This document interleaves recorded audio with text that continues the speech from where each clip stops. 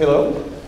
So the title of this panel is For Whom Do We Write? At its core, there's a cultural object, the crossover book in French history. By crossover book, I mean a book written by an academic historian, but for an audience that is not only academic and that often is published by a trade press, but sometimes it can be published by university press as well. So the panel is about the writing, the selling, the marketing of this kind of book, but also about its broader implications in terms of careers, in terms of life in academia, in terms of the relationship between academia and the non-academic world. So it's a pleasure to thank Jeff and Mary and the program committee for allowing us to discuss these issues at this plenary, issues which are not often discussed explicitly at such conferences. So the idea for this panel came to me last year as I was completing my book on Nostradamus, which, as Jeff said, came out with St. Martin's Press. And when I first became interested in Nostradamus after 9/11, when the quatrain started resonating around the globe, early on I decided that I wanted to write this book for a broader audience. One of the reasons was that I felt that this was a phenomenon that had been taken over by the History Channel and other kinds of media. There was some important ideas, something important to say about this. Another reason is that I wanted to intervene in the public sphere. It's one of the reasons why I wanted to become a historian in the first place, and I think this was an important way to do so. Finally, the last reason, I want to stretch my, am I getting too close? Or? I want to sort of stretch my writing muscles. I want to recover a voice, a form of writing which I had done earlier before graduate school, and that had become muted in the intervening years. So I went through the process of finding an agent and selling the proposal, and then writing the actual book and submitting it for publication. And in the course of this process, I had opportunity to think about both the opportunities of this kind of writing, but also the difficulties, perhaps, that come with it as well. And as I did so, many friends, many colleagues came to me and asked me about this process, about publishing a book through an agent with a commercial press. And I realized that there was curiosity about it, but there was also a lack of knowledge. And this was kind of impetus to create this panel, to ask for other colleagues who have gone through this route before I did, to share their experiences, to compare their experiences about this process. So in some respects, this panel is a very concrete, hands-on workshop about how does one go about it, through what procedures, working with an agent, selling the proposal, but also how does one write it, how does one sell it, and while at the same time earning tenure or promotion.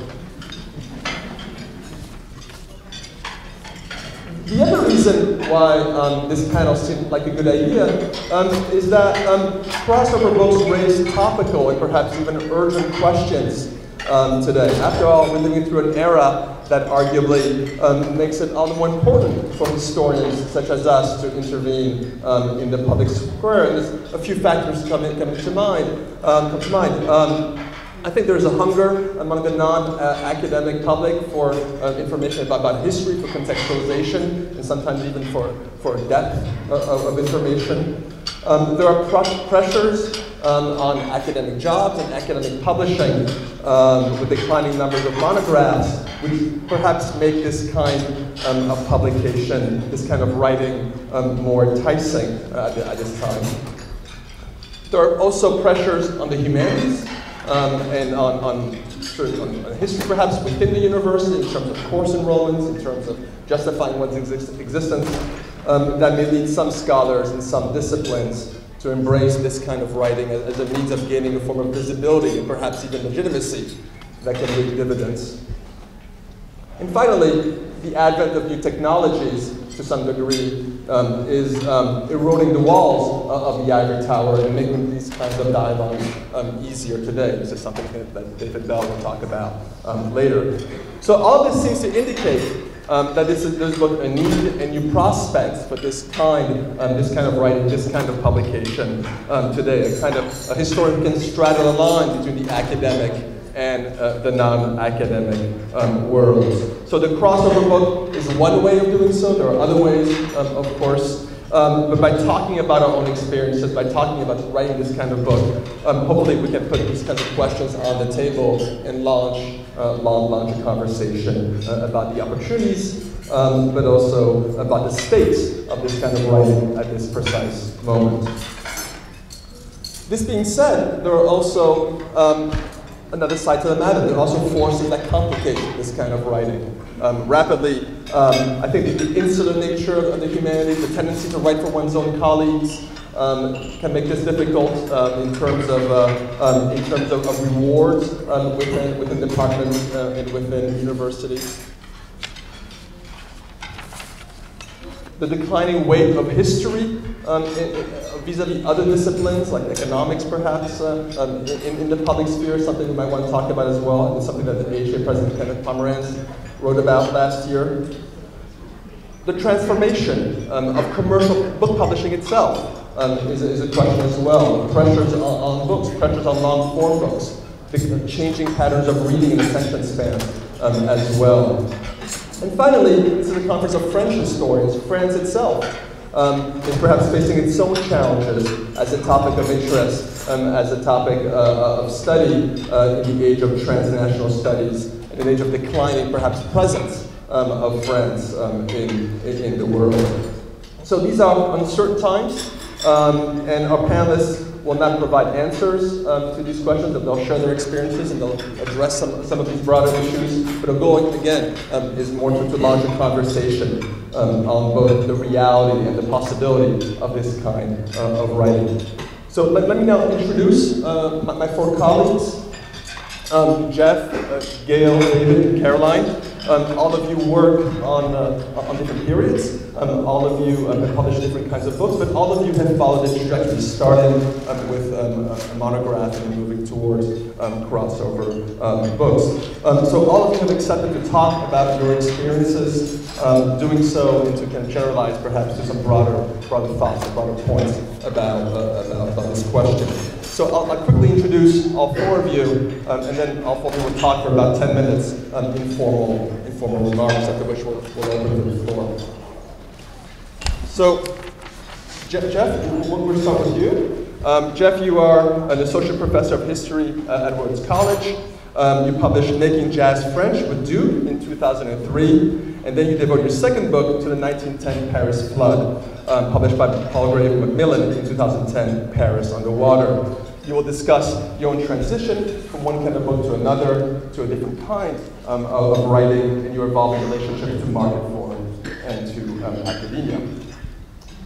Gayle, you are a professor of history at Cal State University Fullerton. Your first monograph was The New World Merchants of Rouen, which was published by Truman State University in 1991.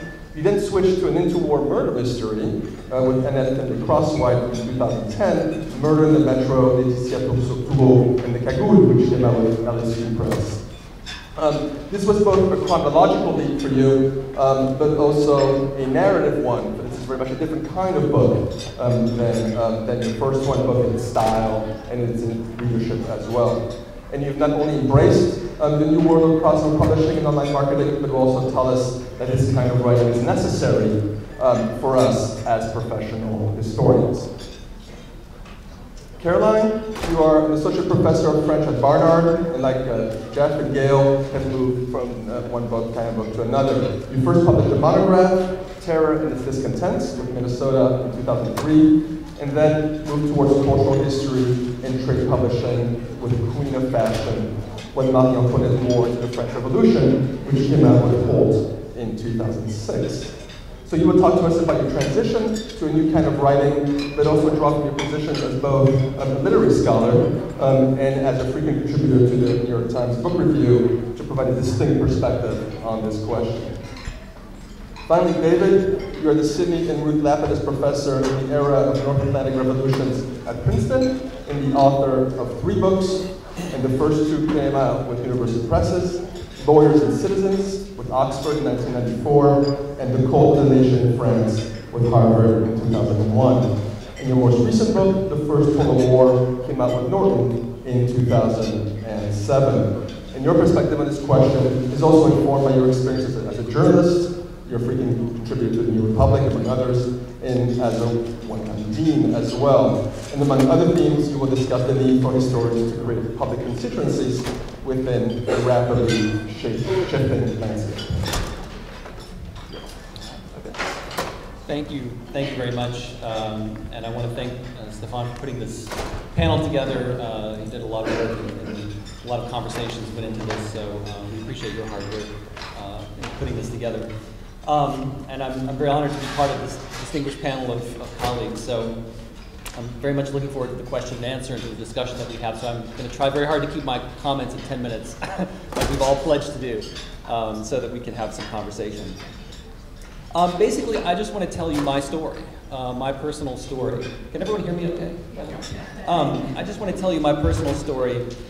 And it's a story of, in some ways, reinvention, reinventing myself as a scholar and as a writer. And the way I've thought about this reinvention, this transformation that I feel like I'm going through, is a transformation from an academic who writes to a writer in academia. From an academic who writes to a writer in academia. And what that means to me is that the writing that I'm doing is not something that comes second in the process. It's not something that I start out doing research and then I go and write it up. But rather, the writing is integral to the process from the beginning. That I choose projects that I know I can write in a particular way so that I can reach a broader audience. This is the goal that I'm sort of aiming for. And so it's affected the next project that I'm working on. Actually, I went through several different possible topics, thinking about what I was going to work on next, and I abandoned most of them because I couldn't figure out how to write them in a way that would fit with the style of writing that I want to do. So I've now finally come to a new project, and I'm just in the very, very early stages of thinking about this new project, but I'm already thinking about the structure and how it's going to go and what form that it's going to take. So the writing is essential, for me, the process of writing, and so hence that shift from an academic who writes to a writer in academia. There's also, of course, a lot of tension in that. Maintaining academic credentials, maintaining academic seriousness, maintaining intellectual integrity, while also writing in a different style that is accessible to a broader audience. And I'll come back to that point about tension, because I had a very tense moment in my transformation. The project that I have worked on and just published on, and I've brought a prop here just to show, because a good author always promotes their work, so you can see it, is the book Paris Underwater. And it's the story of the 1910 Paris flood. I had never heard of the 1910 flood until one day in Paris I went to the sewers. I'm sure many of you have been to the sewers. I was there with my fiance. It was a very romantic moment, and she married me anyway, even though I took her to the sewers. But if you've been to the sewers, you may remember that at the end of the sewer tour, there's a historical display of photography of relationship to the sewer history. And one of those photos was the 1910 flood. And I saw this photo and I thought, that's really interesting. I don't know anything about that. I've never heard of this event before. I'd like to know more. So I tucked it in the back of my brain. And I thought one day I'll come back to that. That was the summer of 2005. And if you remember that August of 2005 was Hurricane Katrina. And so when I was watching my television and watching New Orleans and the Gulf Coast suffer, we have many students on our campus that are from the Gulf Coast area as well, I thought back to that photograph, and I thought to myself, okay, this is a project I need to be working on now. This is a project that's relevant now that I want to say something about. And I knew also from the beginning that it needed to be done in a trade sort of style, and the style that is known as narrative nonfiction. That's the style in which I wrote the book. And one of the things that I learned from that, of course, in the process is that trade publishers like anniversaries, and my book was published on the 100th anniversary of the 1910 flood in 2010, and publishers like contemporary relevance often. And so this book was a perfect fit for that, because it was something that I could say about disasters and hurricanes and events that were happening now in our own time, but could draw on historical knowledge for that. So that was the beginning of this transformation process for me, was just picking the project itself. The second step in the process was when I got a literary agent and began to really sort of reinvent my writing. And I have to say my agent was was wonderful in mentoring me through this process, and it was not an easy process, and it took a long time.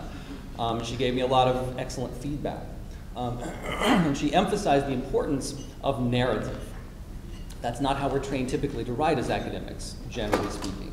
But the emphasis on narrative, story, characters, human stories, thinking about particular individuals who are crucial to the story and making them a recurring character in the book, setting, all the kinds of techniques that a novelist would use to tell a story, but to do it in a nonfiction way. To do the technique that good writers do called show versus tell. You don't tell the reader something, you show them something. Something that evolves through a scene or a story or an event that points to some larger issue. But you don't just come out and tell them, right? You show that process. That's an old writer's trick. But it was something that was emphasized to me as well. The other part of the transformation that was essential, especially when dealing with my literary agent, was the question of the proposal. Because unlike an academic book proposal, a trade book proposal is much longer and much more detailed. The proposal for Paris Underwater was probably about 35 pages. As opposed to a 5 or 6 page, maybe, academic proposal. And in addition to telling the story, one of the crucial aspects of that proposal is the marketing section. Of course, we all have to write a marketing section for an academic proposal, but for a trade proposal, that is absolutely essential, the issue of marketing. How are you going to sell the book? I was told very early on, authors sell books. So what could I do? What could I bring to the table? Who did I know? Who wrote for a major newspaper? Who did I know who worked at NPR? Did I know any documentary filmmakers? Did I know, what kind of connections did I have in the media world that I could use to promote this book? I built a website, parisunderwater.com.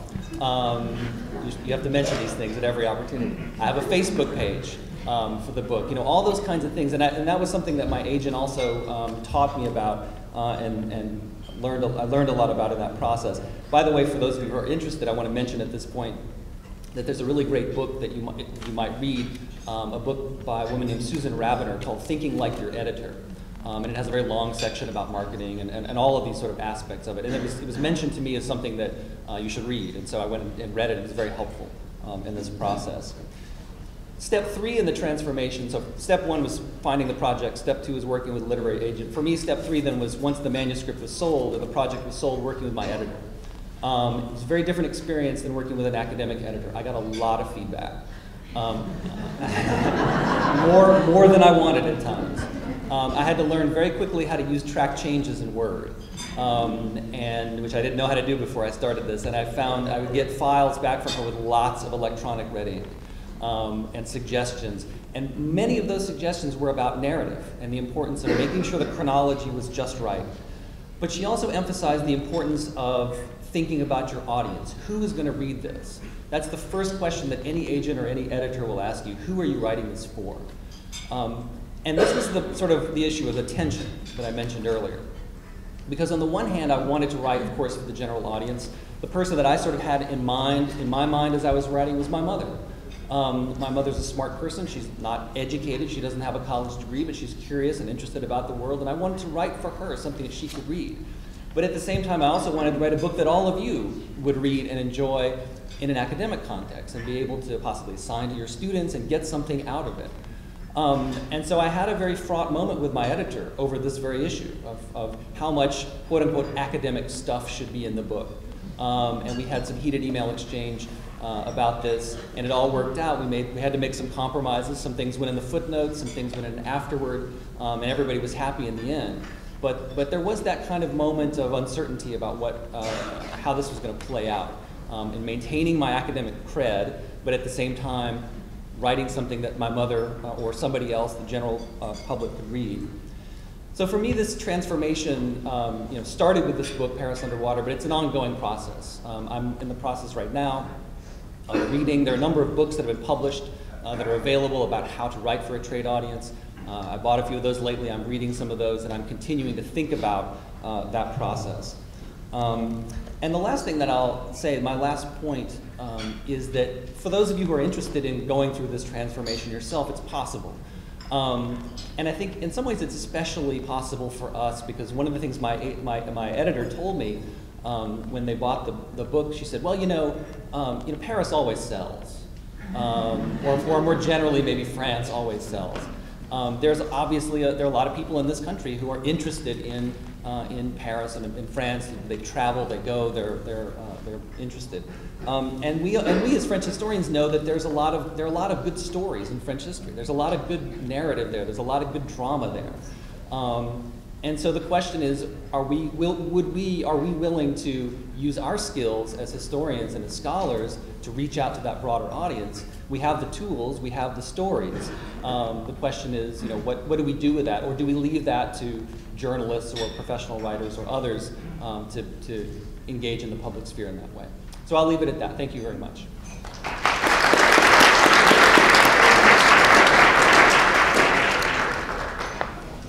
I'm going to kind of hold this a little bit away because I tend to be loud. I would like, first of all, to thank Stéphane for inviting me to be on this panel and giving me an opportunity to talk about something about which I have felt very passionately for a long time. And what I want to do before I talk a little bit about my personal story or experience is I want to sum up at the beginning rather than the end. And what I mean by that is there's two main things that I want you to take away from the comments that I'm going to give you here. One is, this is an urgent question. This is not something that's simply a matter of, I think I need a new hobby. This is an issue, although I probably did, but this is an issue that relates to our ability to maintain a position in the public discourse of this country about the past. If we are not willing to do that, we forfeit our ability to be in charge of what is, or to have an important say about what is the public discourse about history in this country to people who are not trained as historians and who are essentially writing things as journalists that may or may not be historically valid. So this is not simply a matter of earning extra income, though that would be nice. The second thing I want to leave you with, or want to talk about, when I originally was talking to Stéphane about what I was going to say in this panel, I wanted to entitle what I was going to say, the stuff they didn't teach you in graduate school that you need to learn in order to accomplish that first goal. And what I mean by that is, as Jeff said, there are skill sets that need to be mastered. There are two main sets of skills. One is the business of writing. And what I mean by that is these issues of marketing, getting an agent, these kinds of things. That can be learned essentially, well, certainly how I learned it was by reading some books and going to a lot of writers' conferences. There are a lot of writers' organizations. But the second skill set that I'm going to emphasize here is that we have to develop the ability to be what I call bilingual in how we write. And what I mean by that is that we need to learn to write not only for our academic peers, but we also need to learn to write for a wider audience. And there what I would emphasize is that yes, narrative is nice, but it is not simply about telling a better tale than the next guy. It's also about telling your tale better. So that's going to be the bulk of what I'm going to want to get to after I talk a little bit about my trajectory. I write with a co-author. So I have, like Stéphane, I always considered myself a writer first and an academic second. I started out to be a writer and ended up in history, I think because I liked the stories. But my trajectory for Murder in the Metro, which is the book that brought me here today, involves my co-author, Annette Finley Crosswhite, who's over here. So I also had some other issues because I write, like Stéphane writing about Nostradamus after writing about a later period. I write about early modern history. I'm now writing about the 30s and 40s. And I write with a co-author that makes all sorts of other kinds of issues. In many ways, it's a very enriching experience. We haven't killed each other yet. We'll have to see what happens because we have 2 sequels to Murder in the Metro planned. And I didn't bring a copy, but it's the one with a bright red cover out in the book exhibit. So you can't miss it. Knocks you over across the room. The first issue then, the first point, we at this point in our country, more than I think any other point in American history, have some deep dangers to an informed citizenry, understanding how the world works, including the past, and second of all, to the humanities, particularly in our public institutions. I think that we have in part contributed to the problems of a citizenry that isn't sufficiently informed in history, and to a sense that it is acceptable to devalue the humanities by forfeiting the public marketplace of ideas to people who are outside academia. Annette and I talked about this enormously in France. It became an issue for us, and one of the things that we did, we sat around well before we came across the story of Murder in the Metro. We would be in France working on our research together and talking about our concerns about where our students were getting their ideas about history, where the people who were around us, and I guess we must all be devoted to our mothers, because I think my mother and 11 people were the only people that read my dissertation. I know my father did. He already told me I love you, dear, but not that much. Okay, so I knew that it was clearly an issue about, and my father reads history all the time, about reaching a wider audience. And because I started out as a writer, I was sensitive to the issues about writing. But this increasing concern about losing the marketplace, and I'll tell you something, if you get involved in the kinds of marketing things that Jeff talks about, the first thing that happens is you go there to write your book proposal and you look at what people are reading and who's writing it. It's amazing. So that issue of forfeiting the public stage, the public discourse about history was important to me. But in terms of the writing, this issue of not necessarily just telling a better tale, but telling the tale better. Well, what happens, I think, a lot in graduate school, we are taught to work with documents, we are taught to find content, we're fascinated by that content, and we are taught to use theory to interpret that content. We come up with fascinating and extremely important material that most people never read, except by the people who are stealing it to synthesize it and write it for books that they're going to make money off and we aren't, okay? And so the question then becomes, why? And to me the issue is, because when I think about writing, there are three issues here: content, clarity, and cadence. By cadence, I mean style, syntax, and voice. We master content in graduate school, how to produce good content. Some of us master clarity. Some of us write turgid prose and have to, as Stéphane put it so well, unlearn that, okay, by taking classes about writing. So I would like to see more emphasis in training of graduate students on this issue of cadence so that we can learn to be bilingual. And I want to emphasize here again and again, this is not about dumbing down. This is not about just finding some nice micro-historical story, although Annette and I did that, okay, to write about as the core of our book. It is about paying attention to how what we write sounds in a literary sense.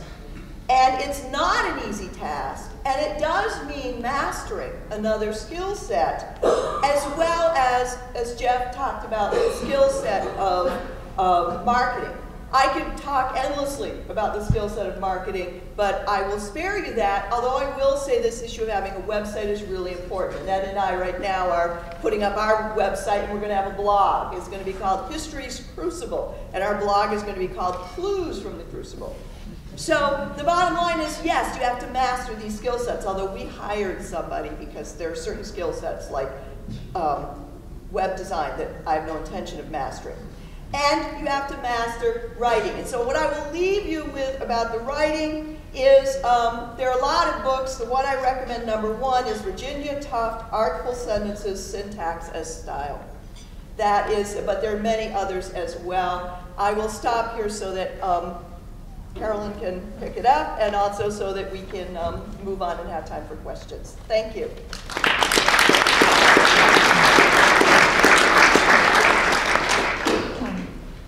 again to all the panelists for being here. Thanks to all of you, and especially thanks to Stéphane for organizing this and including me. I'm really thrilled to be here.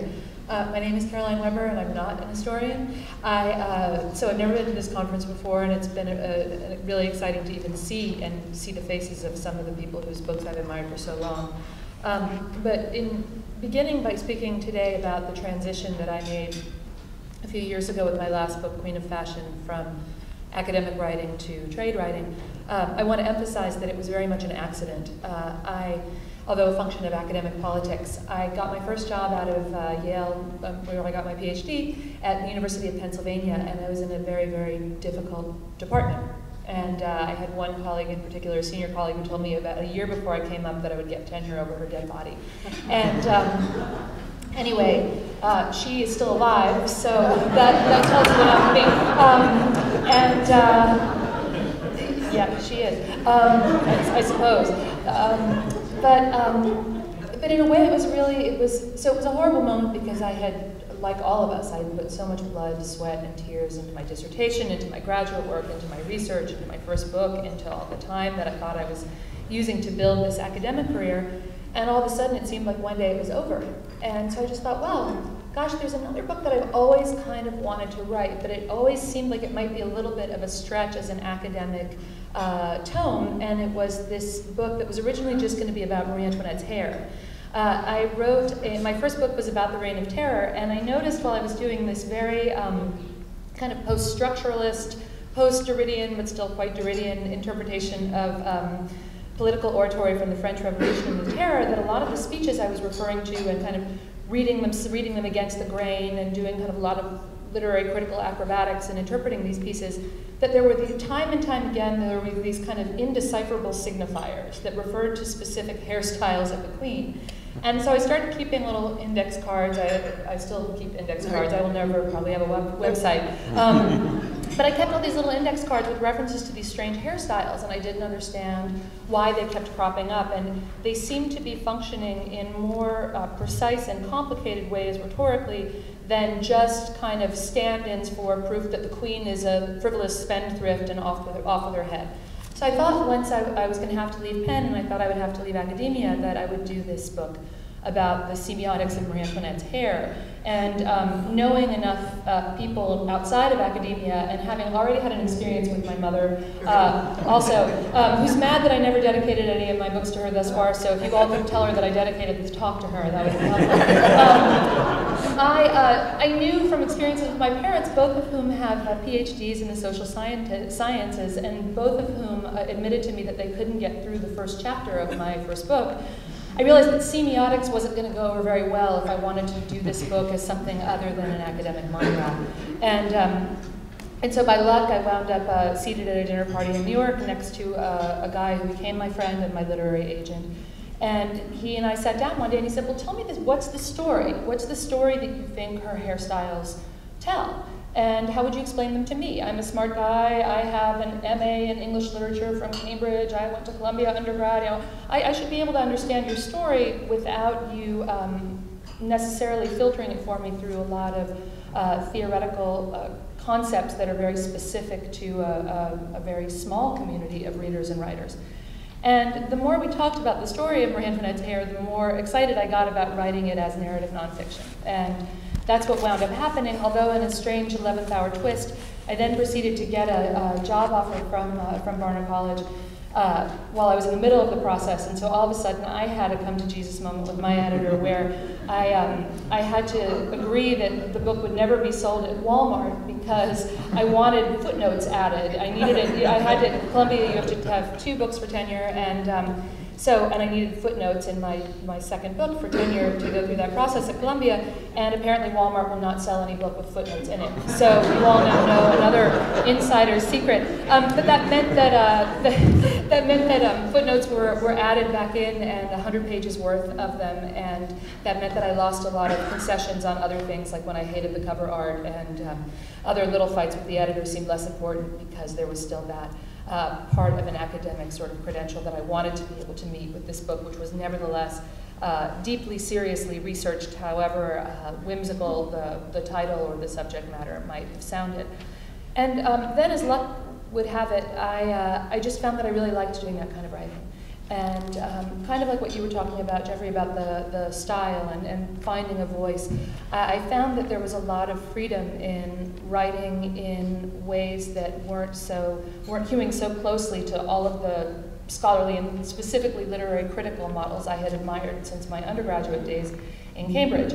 The kind of phase of aping Paul de Man went away, which was probably great for my mother and my father because it meant that they could at least, they claim that they got through Queen of Fashion, and I know that they get through some of my New York Times pieces. And so it was really fun to shake off that critical apparatus a bit and try to work with a lot of the same kinds of research skills and interpretive skills that I, like all of us, had honed and developed from all of our years in grad school and beyond.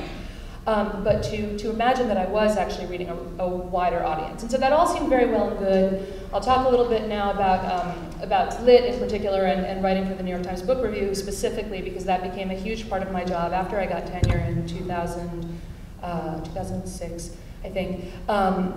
That became a huge part of my job, but unfortunately the screw turned again when I just went in for a meeting with the provost at Barnard about my promotion to full professor, and she said, well, we love it, we always are putting you on the website every time you're in the newspaper, and that's all the time, but where are those journal articles? Because you do realize that as non-juried pieces, all of your New York Times work for the last 5 years isn't really, none of it counts for your dossier.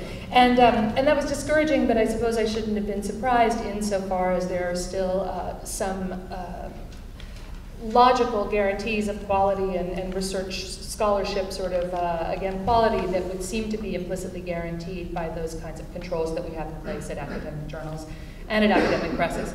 And, but at the same time, I was teaching Kant on the Enlightenment that week, and I started thinking about the distinction that he makes that seems like such a strange and counterintuitive one at first, and this is a tribute to my friends who I won't get to see on the Enlightenment panel this afternoon, hi Dan, where Kant says that the private use of one's reason is the use of one's reason kind of exercised within a professional context, exercised in one's capacity as a particular kind of professional individual, and he talks specifically about clergymen and functionaries.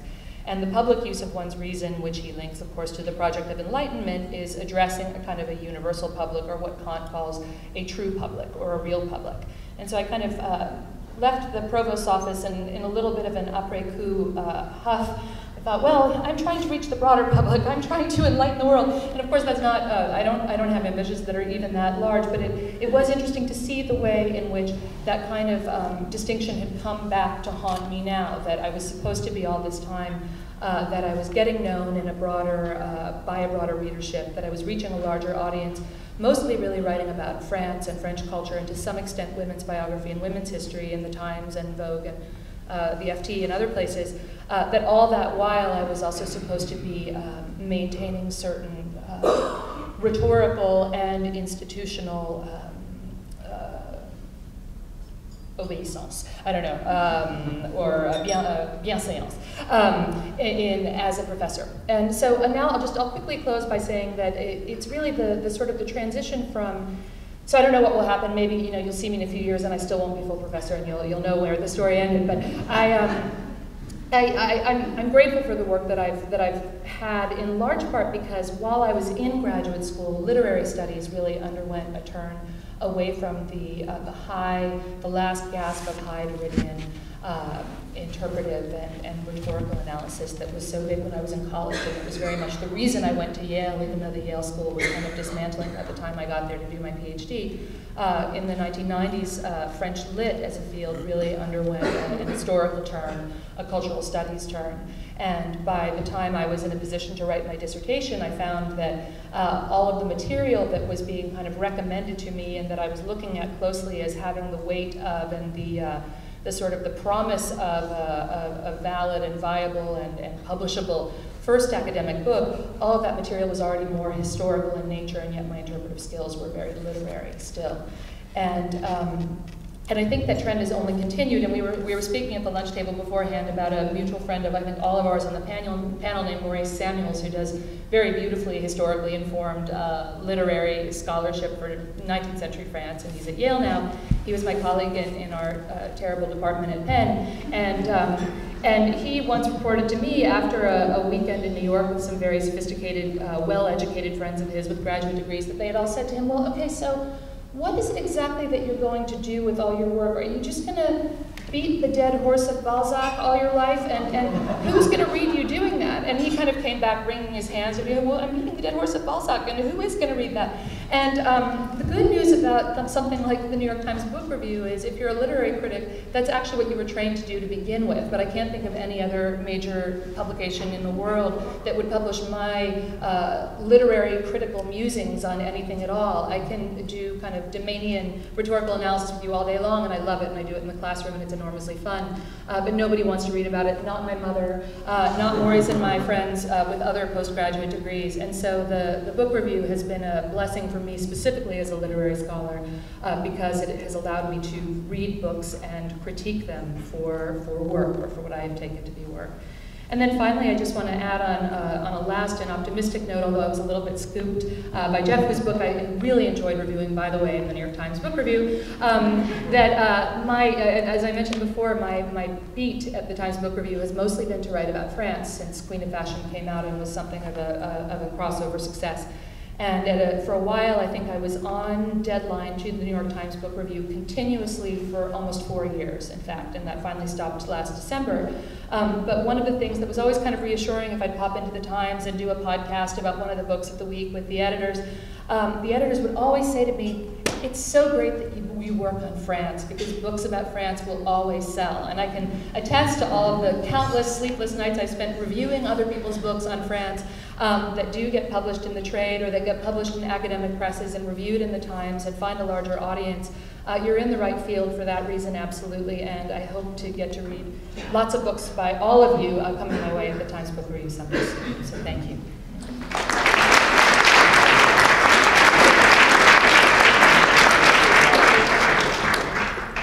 Well, I'd like to echo what everybody said in thanking Stéphane for organizing the panel, also thanking Jeff Ravel and Mary Lewis for the fabulous job they've done of organizing this conference.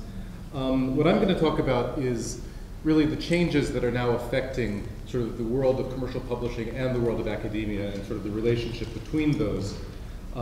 It's admittedly, and which we've already touched on a bit, I mean, it's admittedly a case where we're all seeing through a glass darkly. We don't know how these changes are going to continue.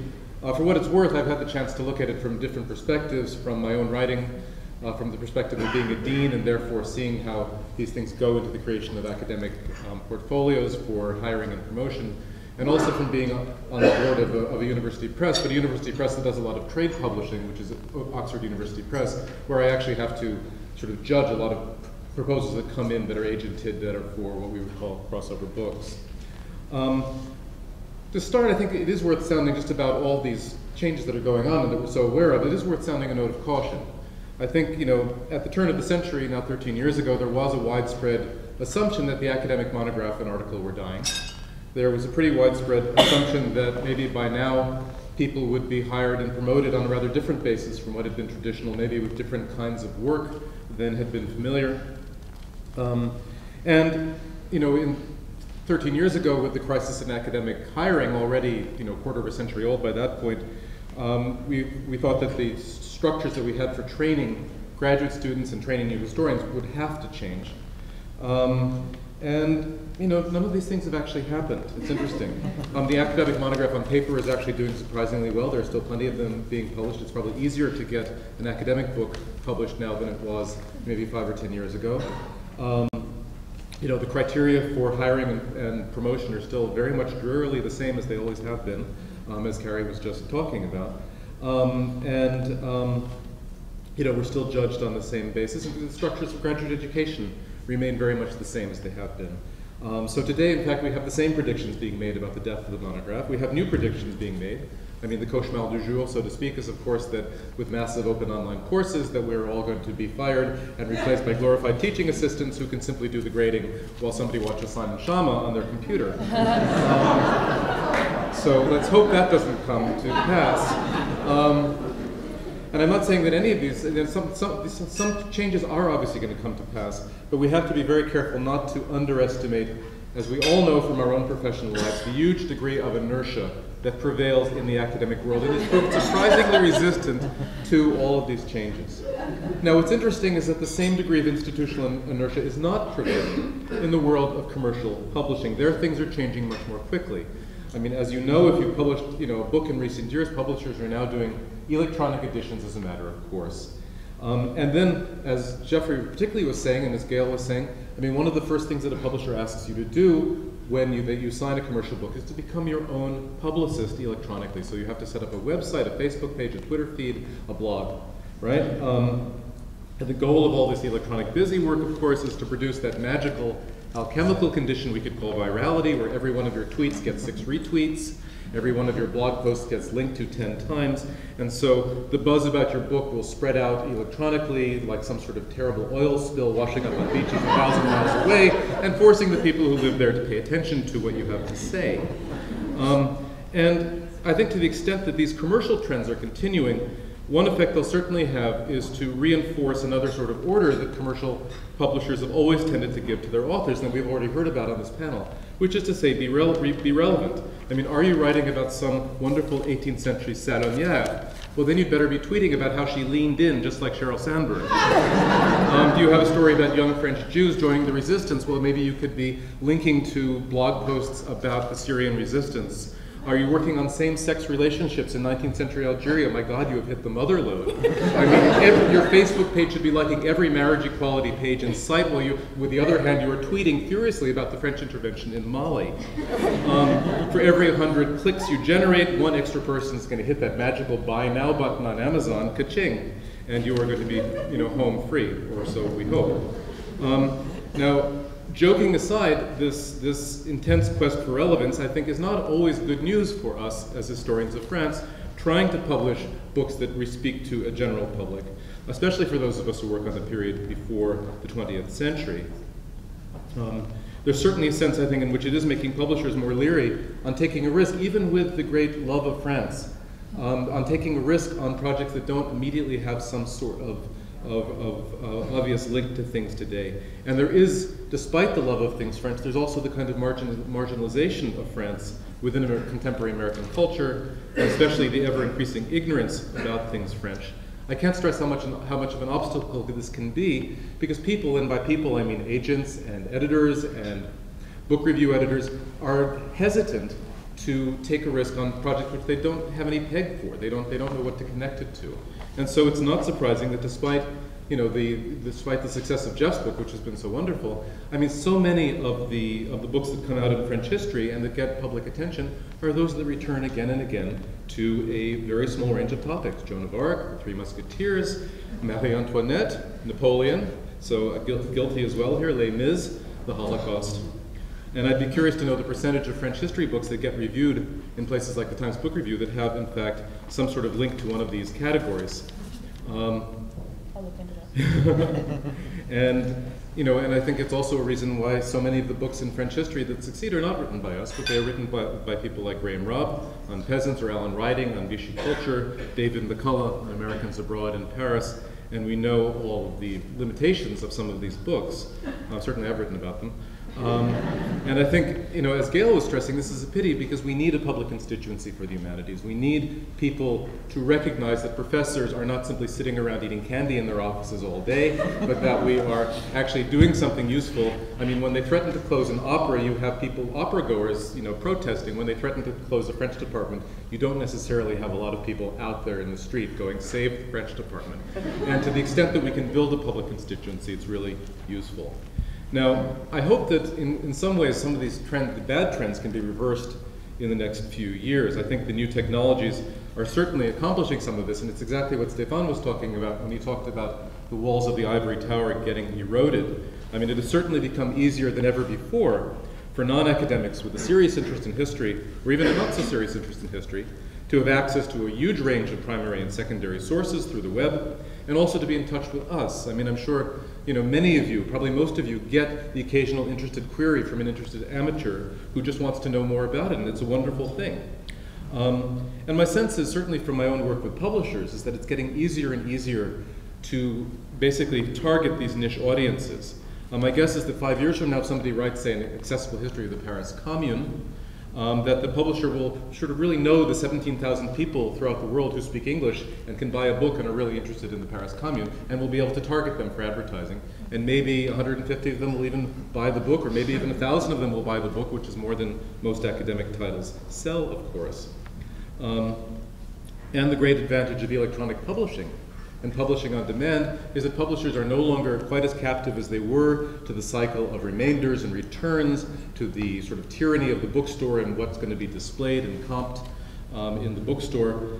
They can keep books easily available for indefinite periods, so you can write a book on the Commune, and if it's published in 2017, 4 years later, they can come and make a big splash with the anniversary. If there's some event, if there's another Commune in Paris, for instance, they can bring the book back and target those same people and say, look, this is what you really need to know about it. And even if some of the really big New York publishers are not going to be doing these sort of books, there are plenty of intermediary publishers, Norton, Basic Books, St. Martin's, which are going to be doing exactly this kind of thing. I think university presses, too, are doing more and more with so-called academic trade books that are published by university presses, but that are often marketed by, marketed in the way that trade books are marketed. So just in conclusion, I mean, I think that even with this, however, again, let me just come back, and again, this is from my unfortunate penal servitude as a dean, to come back to the question of the inertia of the academic world, because it is, I think, hard in one sense to foresee an explosion of these books because of this inertia.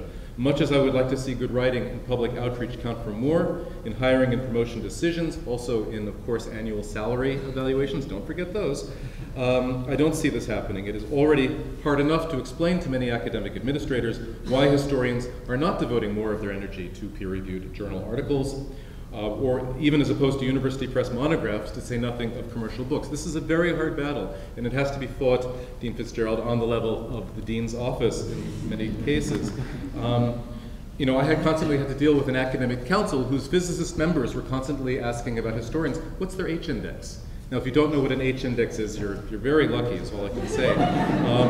But I think that the experience that many of us have had, having to deal with academic administrators, even as we try to publish these kind of books, unfortunately, that is not going to go away. So I think that crossover books, and especially those that do seem to be straining for contemporary relevance, or that are eschewing an analysis for colorful narrative, do actually remain somewhat risky propositions in the academic world, for people, at least before people get tenure. And it's also hard to imagine it as a kind of alternate career to a sort of standard academic career, because these things are, of course, very risky, and you never know whether they're going to pay off or not. So on that somewhat somber note, let me just finish and say thank you very much for this opportunity.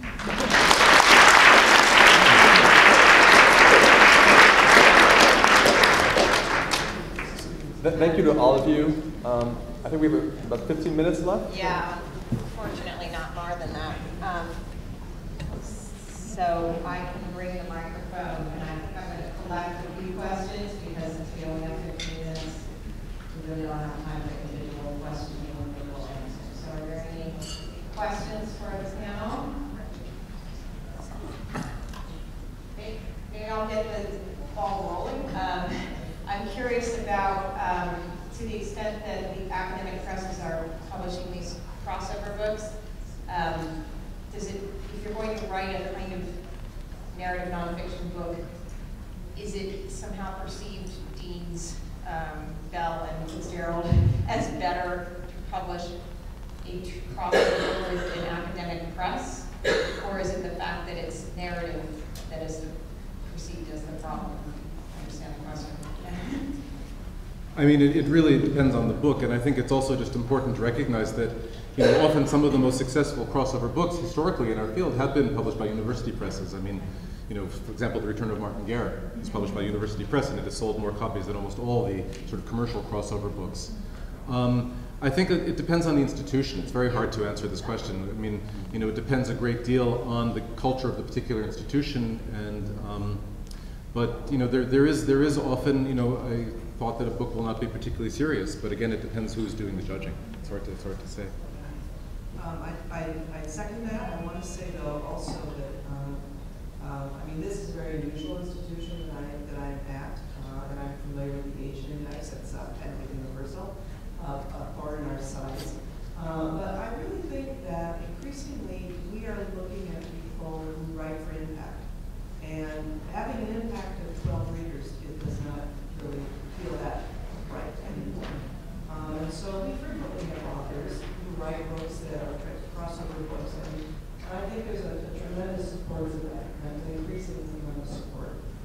have a concern. I think it's, as you say, quite risky for a first book, but I'd love to see it for a second book or a third book. I think that's exactly, as you say, you should be talking about and telling the story of the characters. Thank you. I'm going to start grouping questions, okay? David is one of the rare scholars that became a dean and was ceased to be a dean. Usually deans go off into the stratosphere of administration, and he's to be complimented for that. But I want to speak for one thing that Gayle deep into a very interesting and important project, and I would hope that she would sort of follow the model going back to her serious second project. Thank you. Okay, and over here, let's see.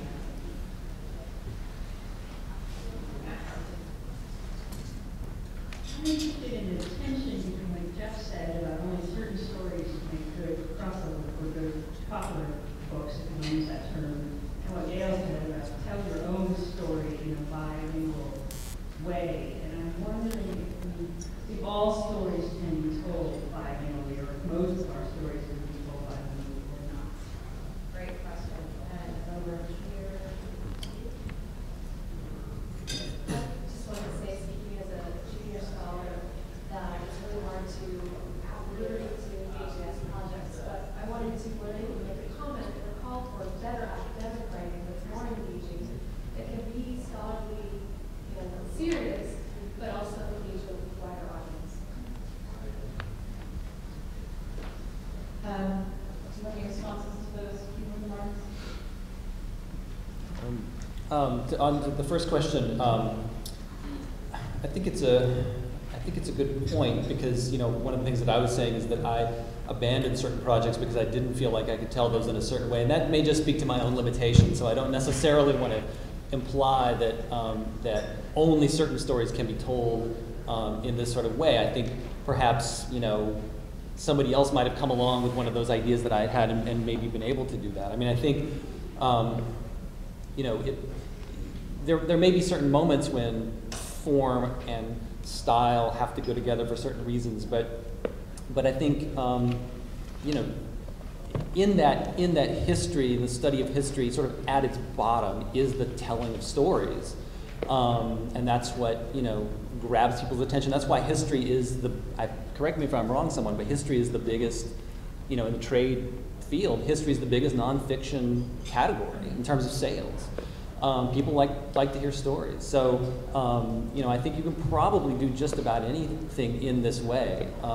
So I hope I didn't intend to imply that there are only certain kinds of stories. I just hadn't figured out how to do those particular ones that I was doing. But. I just want to respond to the last point. I think it is a difficult and perhaps fraught endeavor for a scholar, but the point about learning how to write better, whether one is writing academic work or for another audience, I think is important. And it goes to one of the questions I think we don't all fall on the same side of this, is the importance of writing in graduate training. I mean, what kind of, is it part of courses? Is it something that is taught? Is it something that is seen as legitimate? Is it something that is seen as important? And I think in some situations it is, in some situations it is not. It's something that I integrate into my research seminar, but I've had students come to me and tell me that they've had another course where they've been told, don't focus on writing well, and it's not important at all, it's even counterproductive. So I know that David and Gayle, I mean, this is something that you've thought about as well. I'll just take one second to say, I hope people don't take away from this panel that we're saying that all historians have to try to be Robert Darnton, because there's certainly a place for historical analysis that is not storytelling. There's certainly a place for history which is brilliant but badly written. Let's please recognize that a lot of the classic books that have built our field are not fun to read, but we all recognize their importance. I would just say that the other side of the coin from what David just said, I think that to the extent that you can write better, you will reach more people, and I think that it is vitally important that we pay attention to our duty as public scholars to reach more people. That's it for me. Are there any last questions? I think one model of historians reached into becoming a public intellectual comes not from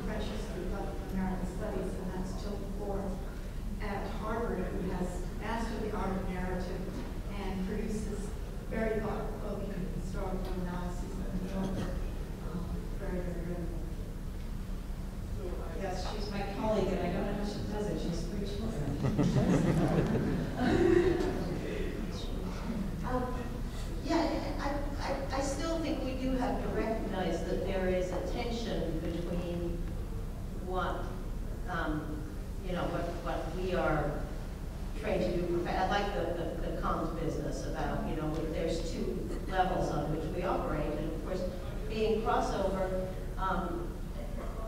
usually means that you are going to be tugged into some fairly conservative directions. That is, if you can, that it's usually biographical.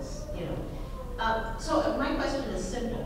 Setting aside anybody who's on the stage, what are your examples of people, either in French history or other history recently, who have achieved a perfect balance of intellectual analysis and successful crossover, or intellectual heft and successful crossover?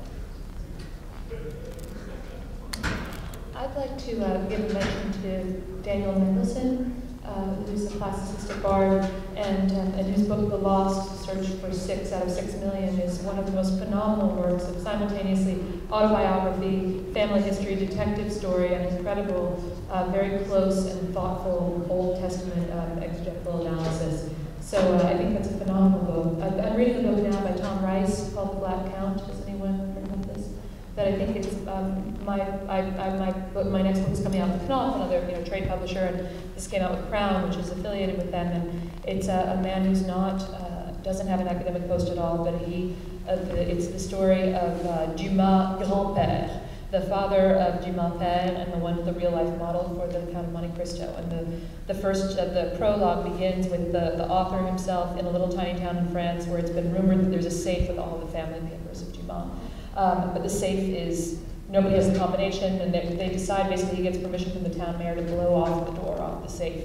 And thousands and thousands of papers come out, and so he's done this amazing archival reconstruction of the life of this half-black revolutionary hero who became really the Count of Monte Cristo. So that's a wonderful book in terms of narrative and narrative suspense and narrative excitement and narrative brilliance on the author's part, but also just first-rate, insane archival work and insane primary materials. Besides, to me, the obvious example of Natalie Zima-Davis, I would say Felipe Fernandez Ernesto, who has a journalistic background, or Robert Hughes in the area of art history, although he's a non-academic, but he has a lot of academic training. Both the work of Felipe and of Robert Hughes, and by the way, neither of them writes a narrative story, okay, in their prose. And both of them, if you look at how they write, beautifully written, but deeply archivally researched. Actually, I read a French book recently by Martine Sonnet called Atelier 62, which is interesting because in the course of writing this book, she's kind of reinventing a different genre, coming up with a different kind of writing. It's a book about her father, who was a worker at Renaud-Billancourt, and it's kind of a family autobiography. But at the same time, it's also a history of the working class and the demise of a certain model of the working class in the 1970s and 80s. And the way she writes this is by alternating chapters, some in the first person and some in the third person, by bringing herself in as both a daughter, but also as a historian. She writes about the process of getting sources. And so that was quite an interesting model, both formal and thematic, of what we could be doing. Sure, we'll give Anna Miller the last question. I'm sorry, because you were being French and very interested in the issue of translation of French books into English. We're always complaining they're not enough. Do you think that there are actually French historians, and you just mentioned a French book, who could have these qualities, or do you think that it's actually lacking? We are lacking it also in France. Well, I'm actually a member of this organization called French Voices, which is part of the cultural service of the French Embassy in New York, and where we give money to certain translations of French books, mostly in the social sciences. And you see some really interesting books coming out of French history, which are like Martine Sonnet's book, which are a little more creative.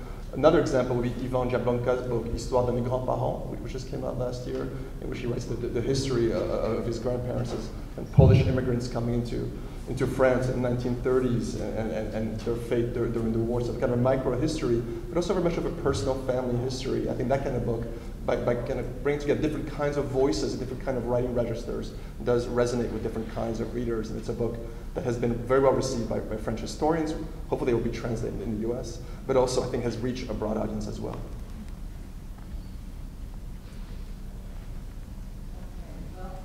Okay, I think that in the interest of the fact that the panels are not only in this hotel but also at MIT, I'm going to close our session. I'd like to thank very much